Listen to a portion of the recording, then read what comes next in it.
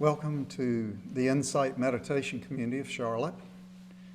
My name's Ward Simmons. I'm one of our 7 Dharma leaders that rotate responsibility for leading each week.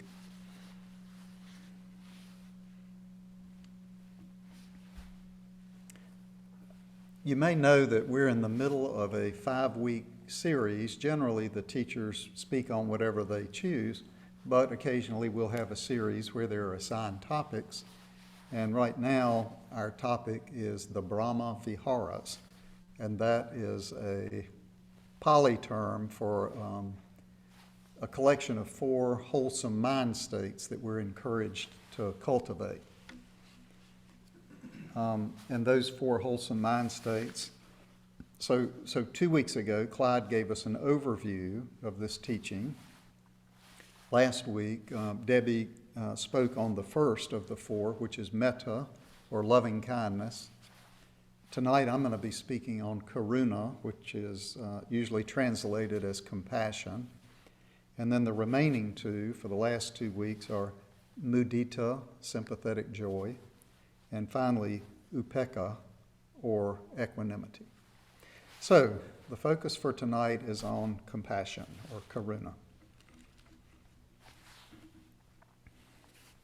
So this series is on the 4 Brahma Viharas, but it's more specifically focused on living in community with the Brahma Viharas.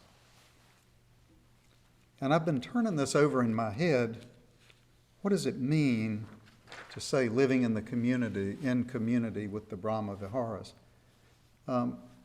So in one sense, all Brahma Vihara practice is about living in community. And so if we understand the practice correctly, every creature in the universe is a part of our community. And so I was wondering, is it redundant to say, looking at the Brahma Viharas in the context of community? But I don't think it's redundant. We all function in many different communities, and each has its own culture and its own norms. You might think of your family in the home you live in. You might think of your family of origin, your work relationships, your neighbors, any spiritual communities that you're a part of, and there are many, many more. And sometimes it's easier to apply these teachings in one community than it is in another.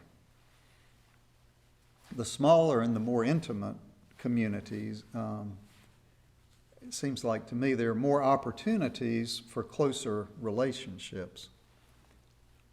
And with closer relationships, guess what? There sometimes are more opportunities for conflict. Ram Dass was sometimes quoted as saying, if you think you're enlightened, go spend a week with your family. And I think that points to the idea that close relationships bring with them their own challenges. So community is the perfect place to hone our skills around the Brahma Viharas. And this topic is timely. Most communities have been disrupted by this 2-year-long COVID pandemic, and IMC Charlotte is no exception to that. And as we emerge from many of those restrictions, we're coming back into community in person. And this is an opportunity for us to observe how the Brahma Viharas might apply and to utilize them in new and fresh ways. So I will say that Gail and I, my wife, have been traveling out of town since we resumed in-person meetings. And last week was the first opportunity I had to come in person. And I knew I was looking forward to it, but as the time got closer, I found myself finding some resistance. I thought, well, maybe I'll just stay home and do this on Zoom. And I was thinking, it'll be easier and I won't have to get in the car and drive. And once I overcame that resistance and showed up here last week, I was very happy that I did. Being in this community in person was satisfying. Now, some of us may use Zoom as our permanent way of being in relationship to IMC Charlotte. And there may be good reasons for that. People have limits on their transportation. Some people can't drive after dark. Some people no longer live in our area. They've moved away. Some people have health concerns that makes it legitimate for them not to want to be in a crowd. But make no mistake about it. There is an element of being in relationship in community that is lost online. So if you are able to resume in-person attendance, I would encourage you to overcome any resistance and take advantage of it because it's a different community experience.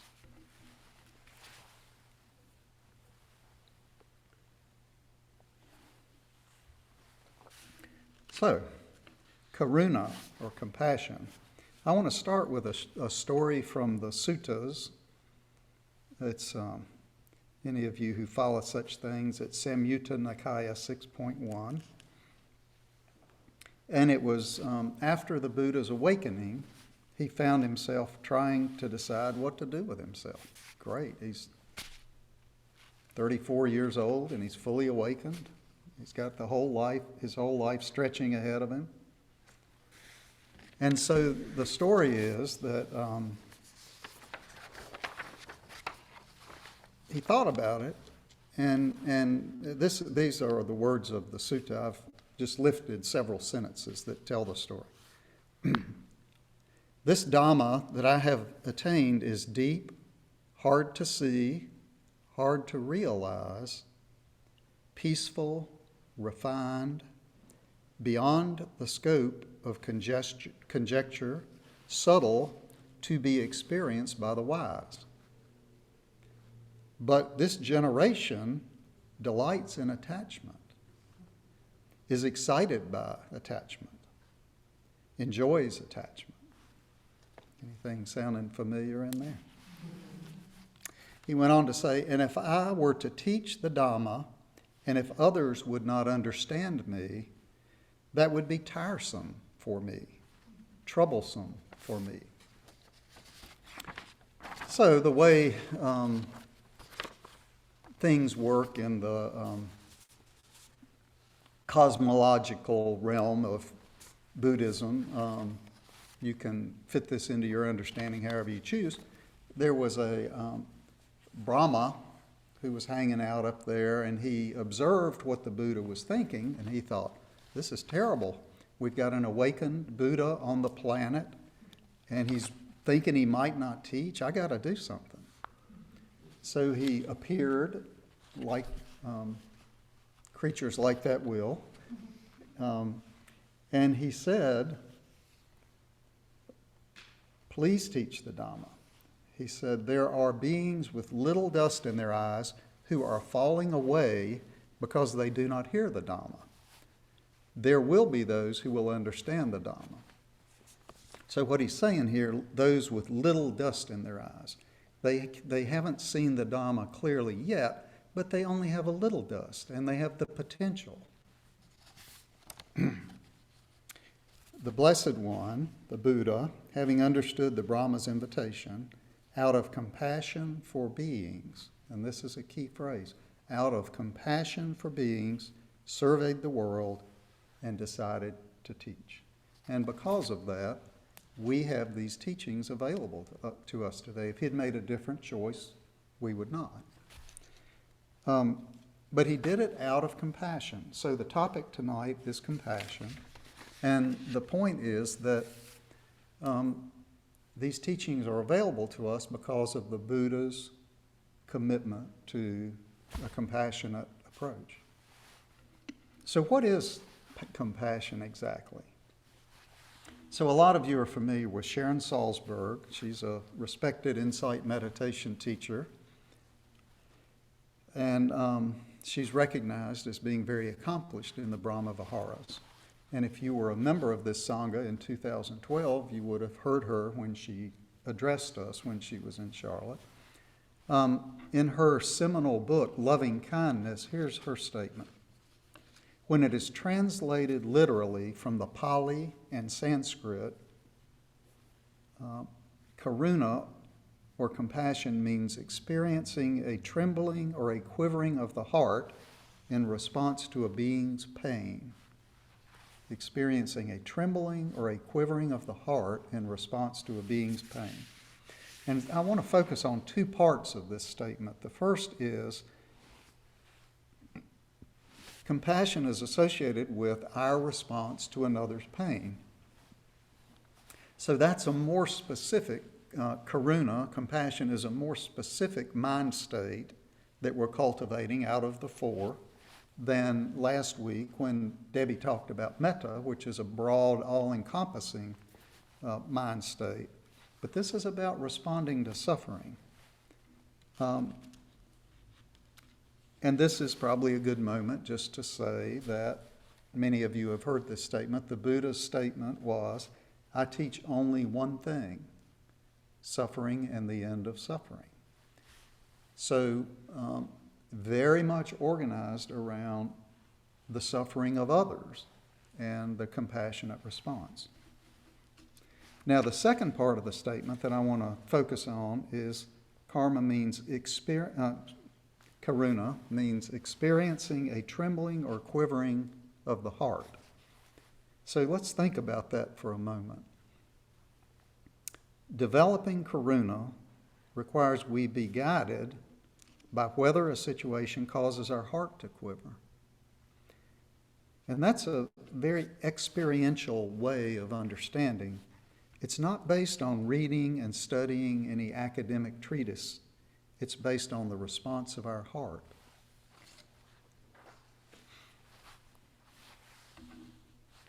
So you may be aware that each of these four Brahma Viharas is understood to have what are referred to as a far enemy and a near enemy. The far enemy of compassion or karuna, the far enemy of any of the four is a mind state that is clearly opposite from that mind state. It's easy to identify. For karuna, that far enemy is cruelty. So that seems right. Cruelty is the opposite of compassion. The near enemy is a little bit more complicated. It's a mind state that is close to, but not the same as, the Brahma Vihara in question. And what you will most often hear, you will hear that it is a mind state that is masquerading as that Brahma Vihara, but in fact is not. In the case of karuna, what you'll often hear is that the near enemy is pity. That's what I've often heard, and I think that's true. And this is a state where another's suffering is recognized. So we see that somebody's suffering, but there's no quivering of the heart. The awareness is not informed by a genuine human connection. And when absent this connection, the relationship really lacks the impactfulness of karuna. Now, again, I'm going to go back to Sharon Salzberg's book, Loving Kindness. She broadens this understanding out from just pity, and she includes anger and fear and grief as possible near enemies. And I find that really helpful so that I don't overlook those as possibilities when I experience them. So I'm not here to tell you the precise list of what is and is not a near enemy. I appreciate the broadening it. I appreciate the invitation to do an investigation. You know, the Buddha didn't awaken because he followed somebody else's instructions.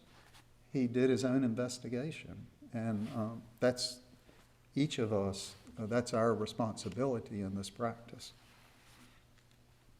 So before leaving the near enemy of karuna, I want to make one more point, and that is, when we are lost in one of the near enemies, we're most often lost in aversion. And as a result, we are suffering. Aversion is painful. So when we experience compassion, equanimity is present, not aversion.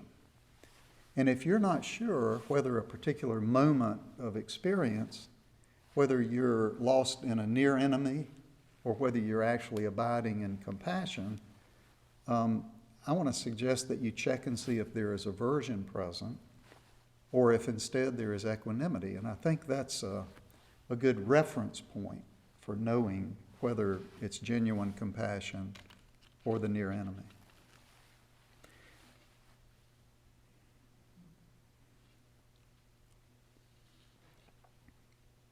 So most of you are aware that these mind states, the wholesome mind states on this path, take a little time to cultivate. We don't make a decision to be compassionate and all of a sudden every thought, word, and deed is compassionate. That's not the way it works. It's an evolution, not a revolution. One of the first times that I remember seeing Karuna manifest in my life, I'm sure it had other times, even before I began this practice, but something that stuck in my mind, I was walking our dogs with a neighbor. We just happened to pass on the sidewalk, and we walked together. And this neighbor picked up after her dog and carried this dog poop in a little plastic bag until we came to the next convenient place to dispose of it. Well, it was a recycling bin. And she dropped it in there, and I said, that doesn't seem like the right place. She said, oh, it'll be recycled. So what was interesting to me about it, let me see how I say that. I'm a little bit of a rule follower. And I know that I have a strong aversive streak. And so it would not be unusual for my mind to start reciting a list of why her behavior was unacceptable, which I guess I've just done here. But in this instance, what came to me first was not criticizing her or judging her. What came to me was compassion for the worker who was going to find this when they were sorting the recycling and have to deal with it. And that pleased me, that was the first thing that came to my mind, a compassionate response.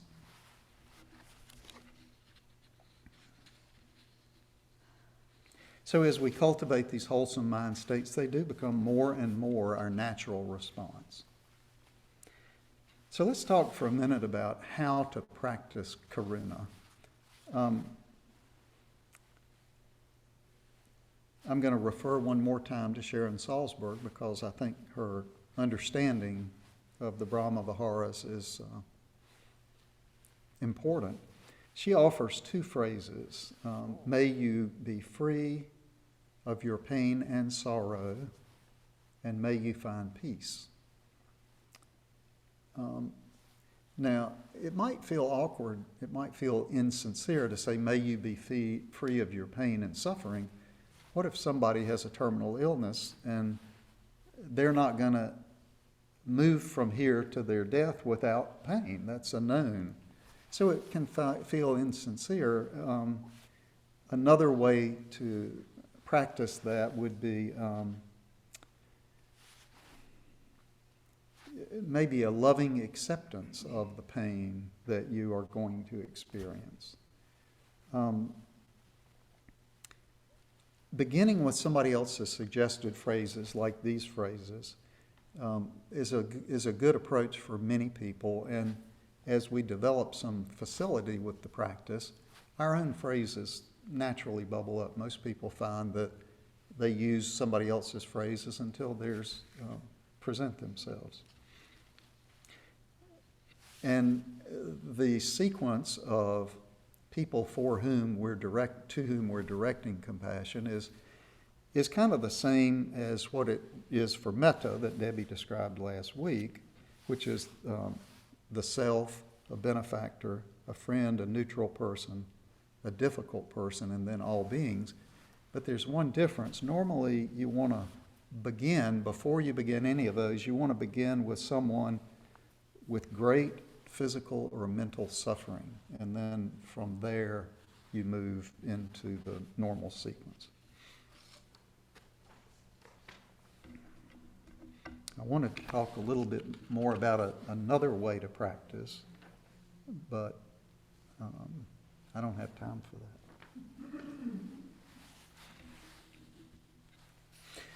So when we're practicing with the Brahma Viharas, I think it's really important to remember that we're doing at least two things, maybe more, but at least two. First is we're engaging in an activity. Maybe we're reciting phrases. That's the most common practice in our little tiny insight meditation culture.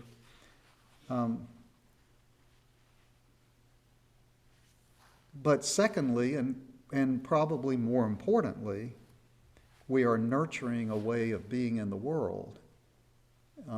We're not just reciting phrases, we're changing the way we exist in the world. And we're changing habits so that we encounter every situation with a wholesome mind, or as many more, I should say, we encounter more situations with wholesome minds. And over time, that will increase. As the default disposition of our mind becomes more wholesome, these states of loving kindness and compassion, sympathetic joy and equanimity, they just naturally arise.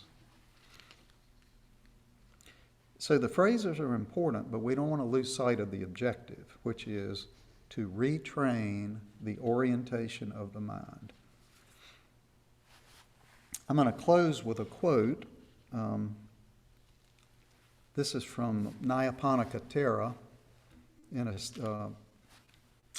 an article he wrote entitled The Four Sublime States.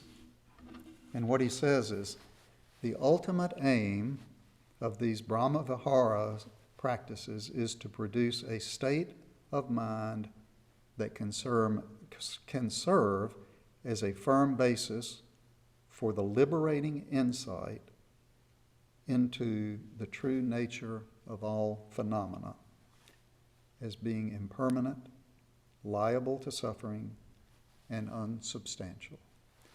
So really he's pointing to awakening, and he's saying the ultimate aim of these mind states is to support our movement toward awakening. And I don't really think I can improve on that. So I think I'll close with that.